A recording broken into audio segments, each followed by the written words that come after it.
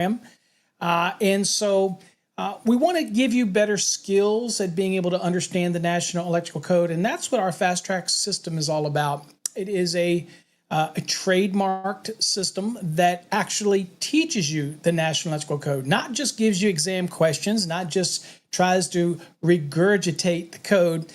Our program is designed for you to read the code information. We paraphrase it in our lesson, and we give you illustrations. And then in the lesson, we actually have chevrons that you stop and go to the NEC, read the NEC, and then come back to the actual lesson.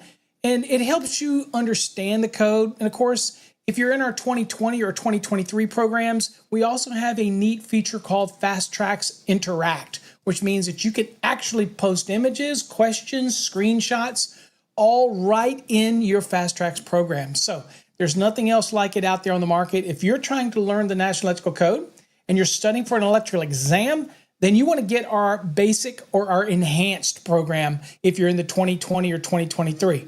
If you're in the 2017 NEC, then you want to look at our Black or our Plus program. Now, if you already are licensed, you already have a license and you're just thinking, I just want to get better at the National Electrical Code. I want to be better for my maybe my employees. I want to be better as a leader of a group.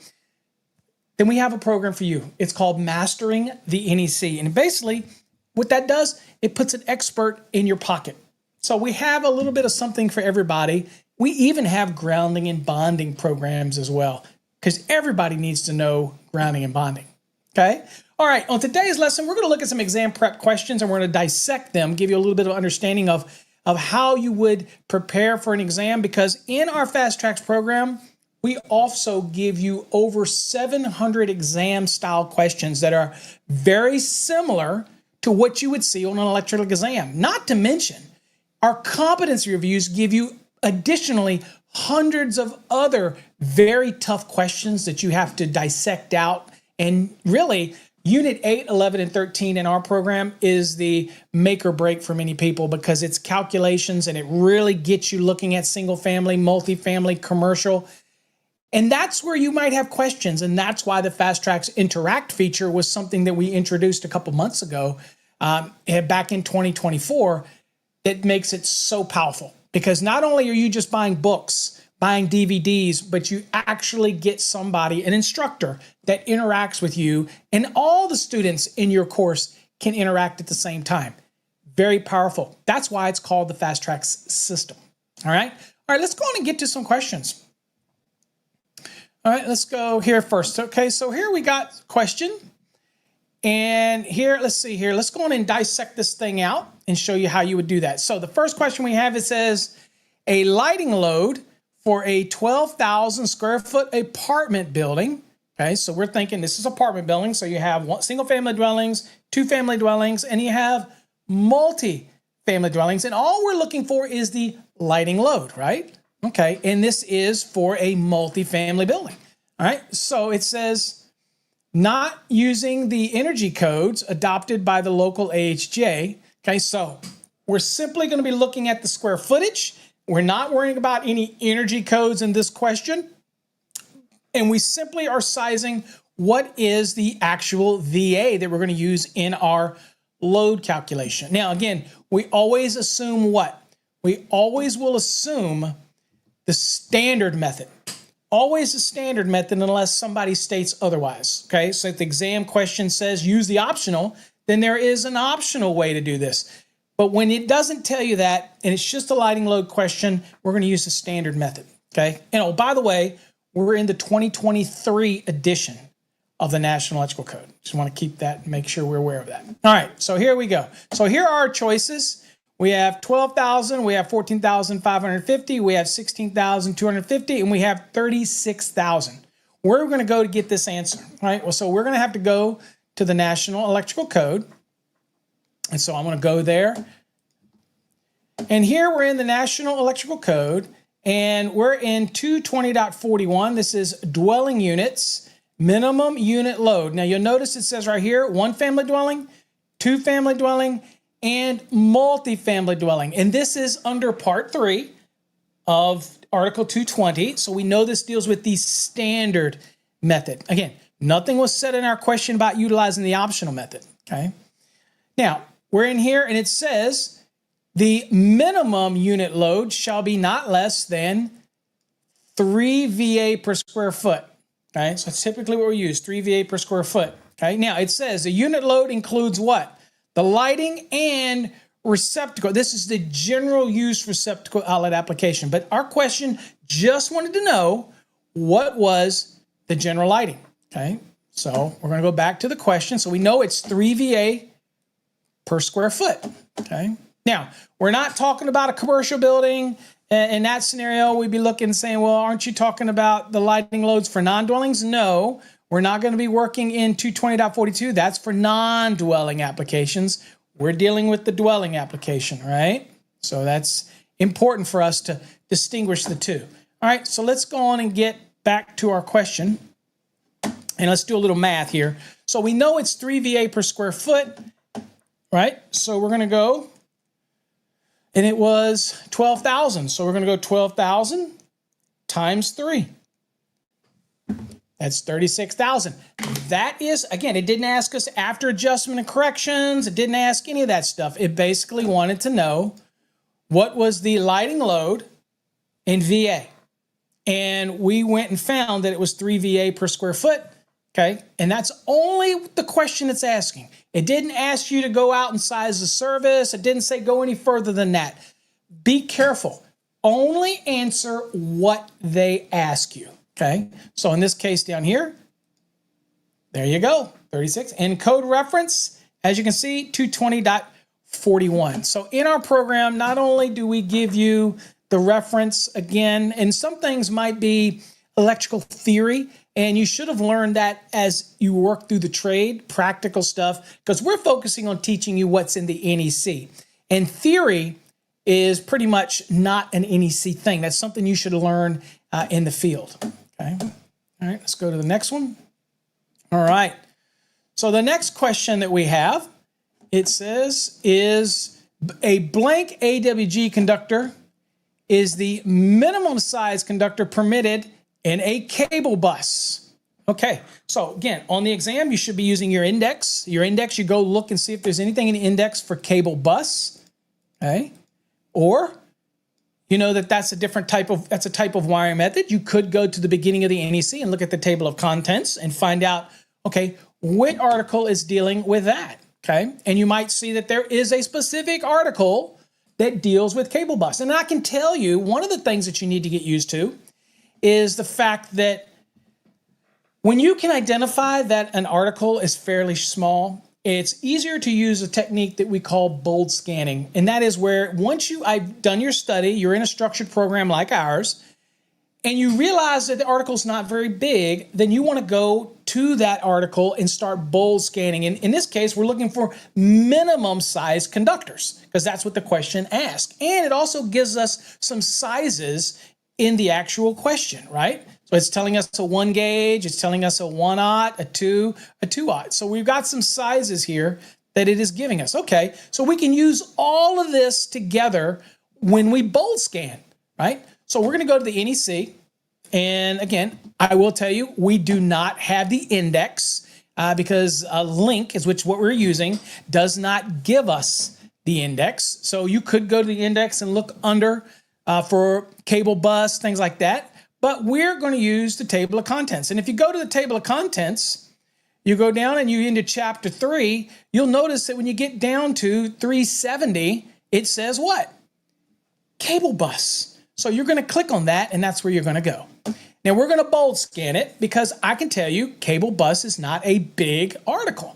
So what are we looking for is minimum conductor sizing, and we're using all of the sizes that we saw in the question. So we bold scan, and that's where you go and look and see that has nothing to do with it. That has nothing to do with the question. It has nothing to do with the conductor sizing, okay? But I see in here sizes in here. Okay, we see one right here. It says A2, and we see 1/0. Remember, we use the sizes, but that is sizes, okay? And we see B not smaller than, okay? No case B smaller than. All those are minimum rules, okay? And as you can see, I just want to show you that it's not a very big article. So we'll just kind of scroll down and you boom. And then once you get to construction specifications, that's pretty much outside of what we're looking at. So as you can see, that's it. Maybe a page and a half in your code book. But as you're bold scanning or getting used to that bold scanning technique, I want you to get used to index searching, looking for target words or keywords in the question that tells you kind of where to go. And it's not going to always be so easy, right? Not as easy as, oh, cable bus. I'm just going to go to the index and look for cable bus. It may be more difficult than that. That's why we do structured training, because we're going to teach you these things. You're going to move in and out of the code book. And some things you're just going to look at it and go, dude, that's Article 370. Article 370 is very small. I'm going to go there rather than try to hunt through the index, that type of thing. Now, if you aren't practicing your different articles and getting used to the articles so you can rattle them off, 230 for services, 225 for outdoor branch and feeders, 215 for feeders, 210 for branch circuits, 240 for overcurrent protected device. If you're not doing 430 for motors, things like that, 550 mobile homes, manufactured homes, if you're not looking for things like that, you need to get familiar with the articles. And so that in an exam, but also out in the field, when you do need to go to your code book, it all comes to you. So again, in our program, also what you get is you will also get flashcards built into the extra bundle. It's in the very last module of our program. We do give you flashcards and things like that. So don't worry. We give you all the tools to be successful. But look, that should not stop you from creating your own flashcards. Go out to the dollar store, Dollar Tree, whatever, and buy you some index cards. Take your index cards and write on one side the article, on the other side what the article is. Practice them over and over again. Flashcards, have your wife do it, your kids test you, that type of thing. It just makes you better, not just for an exam, but better and more proficient in the code. Look, guys and gals, we're code professionals. We're electrical professionals. This is our profession. I'm not going to a dentist to get brain surgery, okay? We are specialists in what we do. We're only on this rock a short amount of time. You should be wanting to get more knowledge, to be that go-to person in your company. Or if you're the leader or the owner, you want to have that command over the NEC that your guys and gals come to you for this advice, and you should be willing to give it because that's a leadership moment, right? Okay, I'm not doing this just to sell courses. I honestly have always believed, and I can put my proof in what I say, because I have proof of all the way back when I was 16 years old. While other kids were going summer school or going away for the summer, I was taking summer classes to learn the NEC. Yeah, it's 16 years old, all the way back in the 80s. So look, I'm telling you, I've done it. I preach it. It's not just about selling courses. It's a lifestyle. And you are a professional, like a lawyer, a doctor, a physician. You're an electrician. You shouldn't just go do work and just assume you're doing it right. You need to know that you're doing it right. Everything you do is based on the National Electrical Code. Everything you do is based on a minimum safety standard, okay? Okay, enough of the preaching. I'll get you back to the lesson, okay? So when we go back to the NEC here, all right, and we're at the buses, and again, as you can see, we bold scan it down, and of course, you see conductor size, and then you see that it is 1 gauge down here is the 1 aught, is the minimum size. All right, so let's get back to the question. And in the question, we're going to answer it 1 aught. And there you go. And there's your code reference right there. And that is 370.20A2. And that's where we were at. Okay, makes sense? All right, let's go do another one. Okay. The maximum size overcurrent protected device. I love that, folks, when they say maximum size overcurrent protected device. Think about this, because for this question, there's going to be a minimum and a maximum. This is going to be a great one for you. All right, it says the maximum size overcurrent protected device used to protect a water heater that is 240 volts and is rated 4,500 watts. Now, I know what you folks are thinking. You're thinking, not enough information here. Well, it didn't say anything about the gallons. So it didn't say it's 120 gallons or less. Didn't say anything about that. So we have minimum rules that we follow in 422.13, right? We have some minimum rules. But there are maximum rules as well, okay? And so let's see here. Let's move my screen, make sure my screen, yeah, it's working. Okay, so we have maximum rules we have to follow. So this is so important because I have people that'll look at that question and go, Paul, that question is not answerable. Of course it's answerable. It wants to know the maximum size over current protection. It doesn't want to know the minimum size. It want to know the maximum size, right? So let's go to the code book, right? So first things first, you know that a water heater is an appliance. 422 is the article that governs appliances, right? Now, you could go to the index and look under water heater, things like that, overcurrent protection. Those are all trigger words that you need to be doing as you're studying, going to the index, looking and see if any of these words in here help you find the answer or get you where you need to be, okay? And go back and forth into the index, okay? But as you start to learn in a structured program, you're going to learn, and we teach this lesson in our program, that this is obviously an appliance. And this is a maximum question, not a minimum question. Let me show you the difference, okay? All right, so let's go to the NEC. All right, so here's the NEC, and we're going to go back. So the first thing we'll go to is appliances. Okay, and we'll go here to, oops, sorry, brain fart. Yes, I said that on camera. So we'll go to appliances. So we're at 422 appliances. And more specifically, we're going to go down to the one we talked about earlier, which is storage type. Okay. Now, we did not say a word about storage type. We didn't say it was 120 gallons or not. But I do want you to know that this is a minimum rule, right? It says the branch circuit overcurrent protection and the conductors for fixed storage type water heaters that have a capacity of 120 gallons or less shall have an ampacity not less than 125%. That's the conductors and the overcurrent device. That's not less than. That's a minimum rule. Not less than. Could be more, but not less than. Okay? If you want to oversize it, go for it. You want to make it bigger conductors? Go for it. But it can't be less than. All right? What do we want to look at? Well, we want to look at 422.11. Again, specifically to overcurrent protection for appliances. We know the water heater is an appliance. So what we're going to do is we're going to come down here and we're looking at E. E is for a single non-motor operated appliance. That's a water heater. Okay, so this is a maximum rule versus what we just saw was the minimum rule. Plus, we have nothing in the question about 120 gallons. So again, all these things to try to lead you away from what the answer should be. All right, so first thing is, it says if the branch circuit supplies a single non-motor operated appliance, it does, the rating of the overcurrent protection shall comply with the following. So the question was about overcurrent protection. Okay, it says number one, not exceed the overcurrent protection rating marked on the appliance. Ours was not marked. All it gave us was 4,500 watts, and it gave us the voltage. Okay, so we can do real quick a little math. So we had 4,500 watts. Here's a calculator, right? And I'm going to divide that by 240. And that was 18.75. Okay, so that's our amps for that 4,500. Now, we're not doing the application for the 120 gallon or less where you do it 125%. That's not part of this question. So stay with me. Not part of the question. Focus. All right, so it's not marked on there. We're given the values in voltage and we're given the values in wattage. So obviously the amps, the rating is not marked on it. Number two, not exceeding 20 amperes if the overcurrent protection rating is not marked, okay? And the appliance is rated 13.3 amps or less, okay? So it can't, the overcurrent can exceed 20 amperes if the overcurrent protection rating is not marked and the appliance does not exceed 13.3 amps.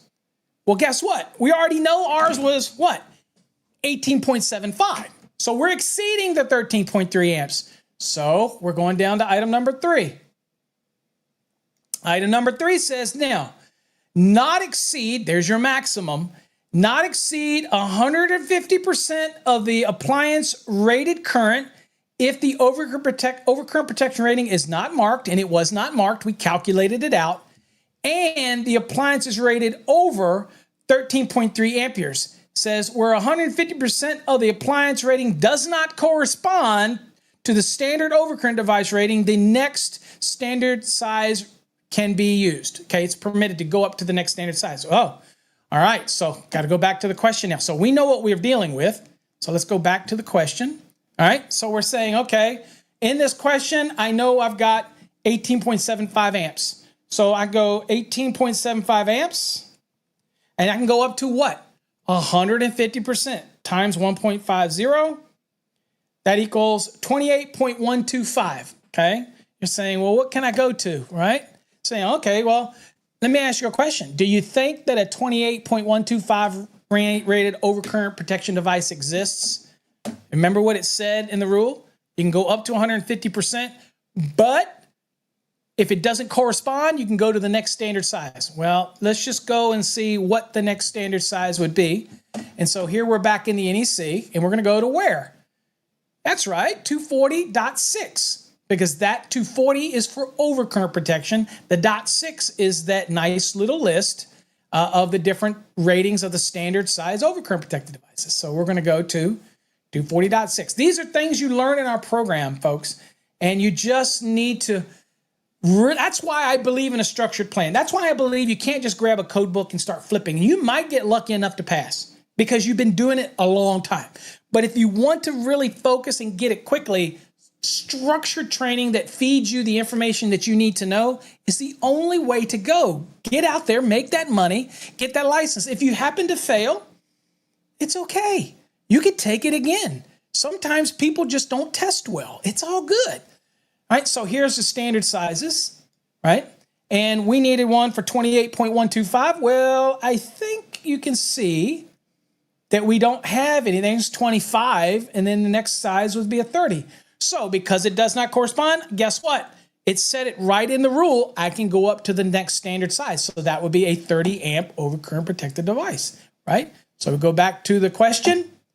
Here's the question, and the answer would be 30. Reference, there it is.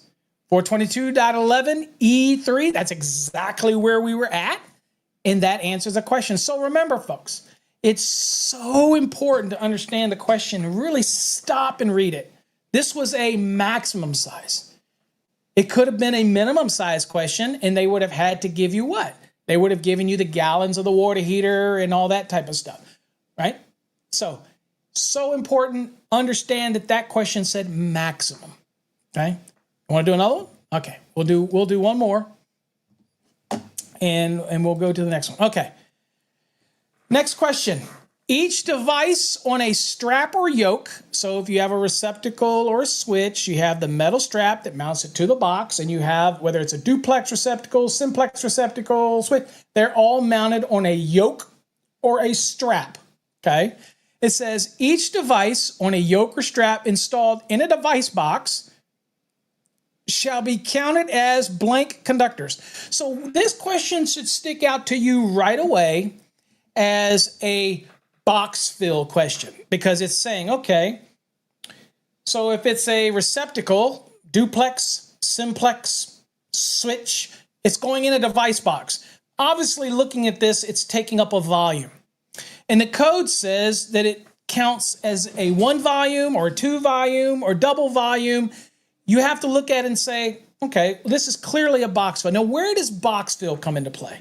Well, if you've been in our program, you know where box fill is. All right, so one of those things that I like to do is say, okay, if I go to the index, I'm looking up things like box fill. I'm looking at things like device box. I'm looking all those triggers in this question to possibly lead me, where I think I need to be, okay? But some of these questions you're just going to know. You're going to look at it because you've been through a structured program like ours. You're going to say, well, this is clearly a box fill question, right? And so where do we go? All right. Well, we know that we go to box fill. We're going to Article 314 and specifically to Section 16 because we're looking at box fill. So that's where we're going to go. So let's go to the NEC and we're going to go to 314, which is titled Outlet, Device, Pull, and Junction Boxes. So we're going to go to 314. And then we're going to go down to 16. And 16 is titled number of conductors in outlet, device, and junction boxes. So outlet boxes, device boxes, and junction boxes, and of course conduit bodies that are marked as such with their actual cubic inch. All right, so what we want to go to is we're going to go down and we're going to be scrolling down, and we got box fill calculations. That's what we're doing. And we're talking about a device, okay? And so we're going to scroll down and here, see what it says? Device or equipment, okay? I don't know why that's popping up. All right, so it says each yoke or strap containing one or more devices. So a simplex on a strap, that's fine. A duplex, it's still on a strap, it's fine. Triplex on one strap, it's fine. Switch, one strap, it's fine. It's saying a double volume count in accordance with table 314.16b1 shall be made for each yoke or strap based on the largest conductor connected to the device. Okay? Makes sense? Now, many people here will start going down here and start doing volume counts. Okay? But you have to remember the question. Okay? Just remember, let's go back to the question. Again, these are important things I want to point out. Notice what was not given in the question. It didn't say anything about the conductor size. It didn't say whether it's a 14 gauge, 12 gauge, 10 gauge. So the mind starts thinking, crap, I got to go to this volume table. Then they look at it and go, wait a minute, you can't answer this question. Yeah, you can. Because the table was telling you what each conductor represents in volume as one conductor. Well, what did the code rule say? It said a double volume count, which equals 2 conductors, right? How do you get that? Again, for those that say, Paul, I just don't get it. See down here, it says the free space for each conductor. So, for example, if it was 12 gauge, it would be 2.25, okay, cubic inches, okay? But that's for one conductor.